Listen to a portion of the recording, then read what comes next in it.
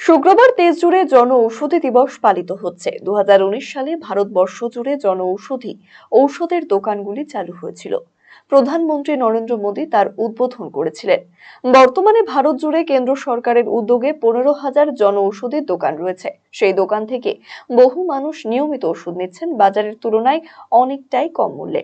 শুক্রবার শিলিগুড়ির বানেশ্বর মোড় সংলগ্ন এলাকায় জলপাইগুড়ির সাংসদ জয়ন্ত রায় এবং ডাবগ্রাম ফুলবাড়ির বিধায়িকা শিখা চ্যাটার্জি এই জন ঔষধি কার্যালয়ের উদ্বোধন করেন। সাংসদ বলেন, দেশজুড়ে এই জন ঔষধি কার্যালয় অর্থাৎ দোকান ভীষণ সাড়া ফেলে দিয়েছে, কারণ এখান থেকেই মানুষ অল্প খরচেই জীবনদায়ী ঔষধ পেয়ে যাচ্ছে।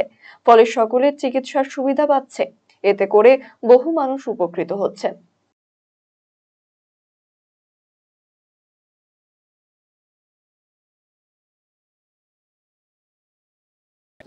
এখানে মূলত এখান থেকে সমস্ত জনৌষধি কেন্দ্রতে পাঠানো হয় ওষুধপত্র। নানান ধরনের ওষুধ এখানে অ্যাভেলেবেল এবং আমাদের দৈনন্দিন জীবনে যা যা দরকার, যে সমস্ত ওষুধ দরকার সেগুলো সব কিছুই অ্যাভেলেবেল। বাচ্চাদের জন্য নিউট্রিশন যদি কোনো সাপ্লিমেন্টের দরকার হয় সেটাও এখানে আছে। রোগী যে সমস্ত যাদের প্রোটিন সাপ্লিমেন্টেশনের দরকার তারাও এখানে এই ওষুধ জনৌষধি কেন্দ্রগুলোর থেকে পাবে এবং অনেক চিপ দামে।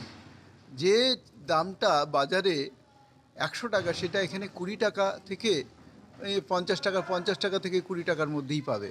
অর্থাৎ একদম 50% থেকে 80% কম দামে কিন্তু এখান থেকে এই ওষুধগুলো পাওয়া যাবে। আমাদের জনৌষধি কেন্দ্র অনেকগুলো খুলেছে, সারা ভারতবর্ষে 15,000 খুলেছে এবং পশ্চিমবঙ্গেও অনেক জায়গায় খুলেছে। এগুলো সম্বন্ধে অনেক রকম বিভ্রান্তি তৈরি হয়েছে।